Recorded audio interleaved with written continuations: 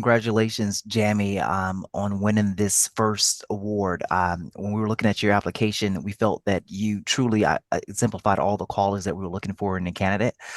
So congratulations again.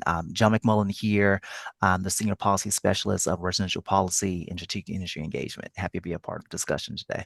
My name is Jammie Jelks. So I have been in the mortgage industry over a decade now. And I kind of had two stints in it. So my most recent stint has been a decade. I know I'm pretty young still, but I have been doing it for quite some time now. So I live in the Atlanta area. I'm not originally from Atlanta. I've just been there for about 2 years now. I'm originally from Southern California, Riverside to be exact. Born and raised out there. Did my undergrad in Northern California, then ventured off to Ohio for some grad school and then couldn't get enough of school, so went back to grad school a couple more times after that. But I actually got my first mortgage job in undergrad. So I went to Chico State, played ball up there for a little bit. But my friend's dad was a mortgage broker at the time, and he had his own broker shop, and so he just needed some processors. So me and my friend hopped on board. Like we were just college students looking for a couple extra dollars. So we decided just to be processors. So I was doing that part time for a couple years, and he had a broker shop, jumped to another broker shop. So I just followed him. And that's how I first got like my feet wet in the mortgage industry. But I also had a great time in college at the same time. So I decided that I love this college experience. I don't want to leave college, so I want to go work at colleges. So I went to grad school for like student affairs, so I can continue to work on college campuses, work with college students. And I got a job after grad school, and I did that for a couple years. I'm not gonna say I made a money grab, but going working in education was a lot different than working in real estate finance. And so I was like, I think I like my other paycheck a little bit better. So I decided to go back into the mortgage space and started underwriting. And from there, I kind of just worked my way up.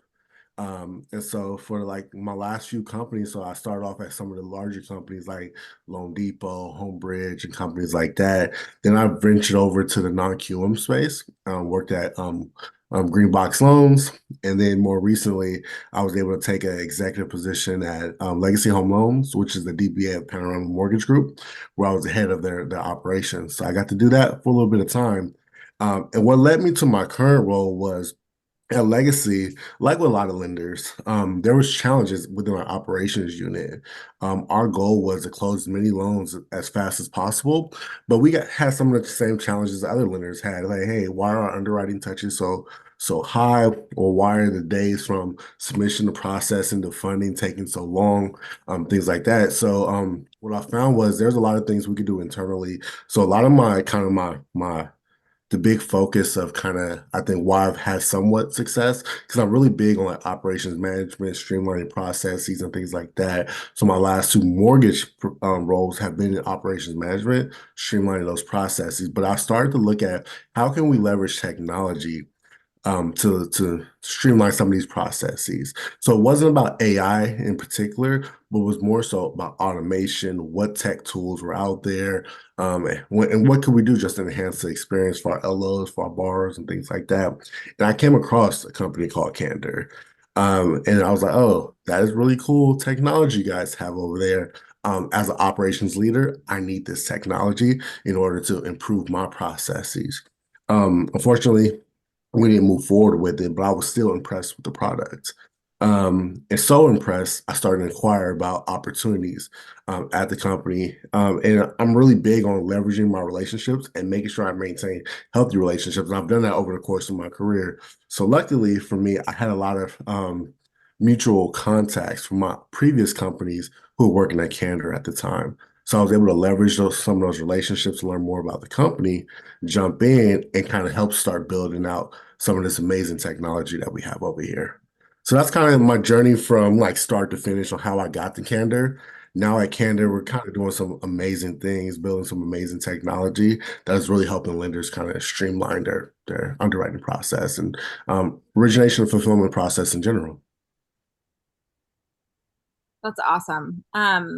First thing that comes to mind is more of a side note. I have also been to Chico State. I It's hard not to have fun at Chico State. Okay. It is. Um, I went to Southern Oregon University and went down to Chico many times, so Yeah, I Southern understand Oregon, that. yeah, Southern Oregon's not too far away. It's crazy because I feel like I went from party school to party school. So I went to Chico State, then I went to Bowling Green State University in Ohio, and it was like just another party, like a small town party school. I had a lot of fun. That's why I Yep. never wanted to go to college. And so I keep Yeah. going. Well, I get it. So I think I watched Oh, one of the spotlights from last week, and there was someone said who said their kid said he was the number one dad, and I took offense to that because I think my kids will call me the number one dad. So that's also part of my journey. I'm married with three kids, and I am the number one dad. yeah, I would also say I am not a dad, but I am a mom and I am the number one mom. So Right, yes, I right. think all of us are pretty partial to our Exactly. kids. Exactly. Oh, that's great. Well, yeah, I mean, it sounds like you have a pretty expansive career on all facets of the operations side, which is awesome. People are trying to get that loan cycle time down as much as possible. I know I started as a processor too. I know back then sometimes it takes 50 days and your lock is 60. And so you're like really pressing against that time, or maybe 45 days. And I know it says in the nomination that you decreased your loan life cycle from 45 to 28, which is very, very impressive. Yeah. I think that's a testament to your knowledge in the industry, but also your recognition that automation in the industry and tech is where we're going. And if people aren't going to adopt that, like that, they're going to get left behind. And so for you to be able to recognize that so early on is very impressive, and be able to implement that in your organization and in your teams. That's great. Yeah, that was in my prior role, and I think a lot of that kind of lent itself to kind of focusing on loan quality a little bit more. I think there were at times where we had a height of refi boom, and loan officers they were originating a lot of loans, and at some branches, quality may have been an issue, but how do we, from operations perspective, create a fulfillment process that looks at quality and try to improve the quality up front so that we don't have these loans sitting in our pipeline for long periods of time that are not actually going anywhere. So a lot of it was how do we clean up the quality up front, and how do we create like opportunities for us to kind of move files along, whether it's adding additional like junior processing support that there's jumping on files earlier and things like that. So it was a lot to it, and of course we had some technical tools as well that we used. As a young professional and going through the career journey that you just explained, were there any challenges that you had faced by your age? Or I know you said you stepped into an executive role with Legacy. But I just were there any like specific anything specific to young professionals, and anything that you encountered that you wanted to touch on? Yeah, I mean, I think youth and leadership is a challenge, no matter where you're at, no matter what the field is. I think sometimes being a young professional in leadership roles, it's definitely a challenge, especially when you don't have as much experience as other professionals. So I think in a leadership role, I come to the table with 10 years of experience, but a lot of these other people have been doing this for 30 and 40 years, and you guys are at the same table having discussions, and they have more experience than you. And so I think that's a challenge when you're engaging in these high level conversations with people who are more experienced than you, but you do offer a new perspective, a different perspective, and you do carry some experience as well. And so having other executives or other leaders kind of also value your perspective, though you may not have as much experience as them. I think that's definitely a challenge for sure, but it's always important to advocate for yourself. I think imposter syndrome is a real thing.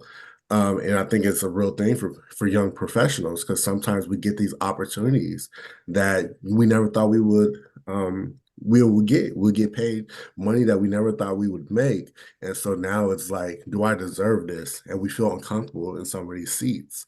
But we just have to know that we're valued, and our perspective matters and things like that. I'll hand it over to John. Yeah, I think you said something that kind of like teeter ups the questions that I had for you, Jamie.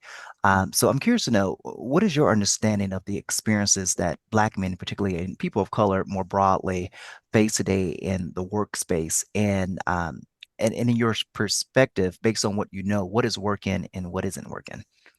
Yeah, so that's a good question.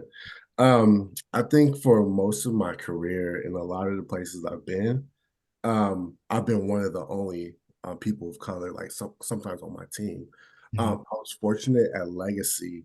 Legacy was the largest Black-led mortgage company in America, so I saw a lot of familiar faces there. But in other places I've been one of the few a lot of times.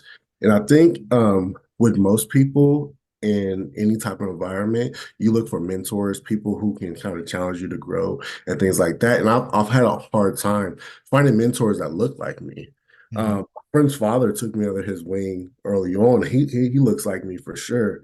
But he wasn't, when I moved on, I no longer had him to depend on. So I think one of the challenges to Black men in particular in this mortgage space is finding mentors that also look like them and can represent them and advocate for them. Yeah. It's hard, but I think that's a responsibility we also kind of carry as we move up as well. I think it's tough because sometimes it's like I have to go back, I have to be supportive and things like that. It's an Hmm. extra responsibility, but I think finding good mentors is definitely a challenge.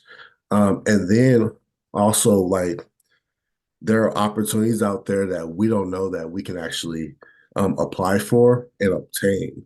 And Hmm. so sometimes it's like if you get your first underwriter, if you're a processor, you know you want to be an underwriter, and you finally get your first underwriting role, you kind of finally made it to underwriting and you sit in that role for a long period of time because you feel like you've made it to where you want to be at. But Hmm. you never think about becoming a underwriting manager or anything like that. And so sometimes we need people who do advocate and push us actually go beyond where we actually have achieved already. And so I think that's another challenge as well, knowing Yeah. that there are opportunities out there that we don't always, try to obtain. Very nice. Yeah, and being the only person of color in the space is not unusual. I too have fallen into that scenario myself. So I'm curious to know, how do you adapt and integrate yourself into this traditional work Yeah, white dominant works culture? yeah. I think it goes back to my comment about imposter syndrome. I think when I talked about being a young professional, but I Mhm. think it most resonates with me as a Black man in this space. Yeah. I think so, there are many, many times I feel like I am not. It's hard to explain, but it feels like I should not be in this seat. I should not be part of this conversation. But I'm just as qualified as the next person. And the Yeah. fact I have to constantly remind myself of that, it's tough, but it's a real scenario. But what I've done at this point of my career is I continue to network with my coworkers, things like that, develop healthy relationships. I can work Mhm. with anyone. I have mentors of from all backgrounds. But I also do a lot of networking outside of my workplace. I'm part of different organizations that really, and some of them are focused on, let's say, Black men or the Black community and things like that, to really build like a sense of community outside of work that can encourage me while I'm in the workplace. Yeah, yeah, very nice. Ashley, she's led several really great Wisdom Wednesdays webinars when we talk about mentorships and the importance of it. Mhm. And so my last question would be, I know it can be kind of challenging, particularly being a young professional, and then on top of that, being a Black young professional. Does one need to aggressively seek out mentorships, or is there still opportunity for organic relationship to manifest? Yeah, so it's twofold. I think the number one thing we should be focused on, no matter what, is just being successful in our roles. Yeah. I think no matter what, you want to be productive, regardless if anyone looks like you, whether you have a leader, a mentor, and things like that. You always want to, number one, strive to be the greatest possible in your role. And I think that creates a lot of opportunities in itself. Outside of having a mentor, if you are good, if you are the top producing loan officer, opportunities come your way. If you're a top producing processor, you get opportunities. Same with underwriters, same with operations leaders. The top producers always have create opportunities for themselves. So I think number one, we always have to aspire to be the top producer. But after that, I think you always want to continue to build your network. Yeah. You want people to advocate for you in rooms that you're not in. And the way you do that is actively seeking out mentors, seeking out those relationships. There's a lot of people I've reached out to that I've never worked with, but I Mhm. see you're doing really good work at that company that you're at. I want to be connected with you somehow, some way. And so I follow other people who are doing amazing things at companies that might be a competitor, Mhm. but Mhm. you're successful in your role. And I want to know why you're successful because I want to be at that same level of success as you. Yeah. Very nice. Thank you so much. I love that you just said that because there's, of course, room in the industry for competition, but if everybody, and I've seen it firsthand in this industry more than not, that when people collaborate and they work together, it only helps us grow and the industry move forward as a whole. And I love that you recognize that and you follow people and you look at people outside of your company maybe doing the same role or your biggest competitors, because Mhm. there's things that they're doing that are working and there's things that you're doing that are working. And if you collaborate, like, yes, you're competitors, but if you collaborate and share, and that's really what MBA and Impact is all about, is coming together and collaborating and sharing ideas. It only makes the industry better. And so I Yeah. love that you have that idea as I well. 100% agree. We're a $1 trillion industry. We all have space to make a million at least, you know. So it's like we Right? there's food at the table for all of us, and so Yes. so I'm big on collaboration and networking and making sure there's space for us. Yeah. I love that. Mhm.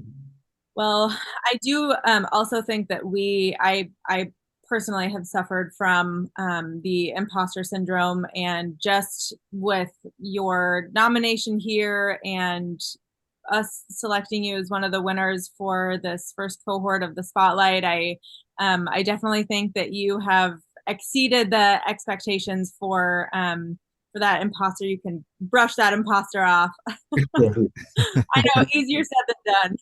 It definitely is. So, but I definitely appreciate the recognition and things like that. So appreciate it. Absolutely. Well, happy to connect, happy to help with you and your career in any way that we can as an organization and MBA and Impact. I'll make sure that you're involved in everything Impact has to offer moving forward. But I really appreciate your time and joining us for today's call. And congratulations again for being a winner of the Spotlight Award, and more to come. So stay tuned.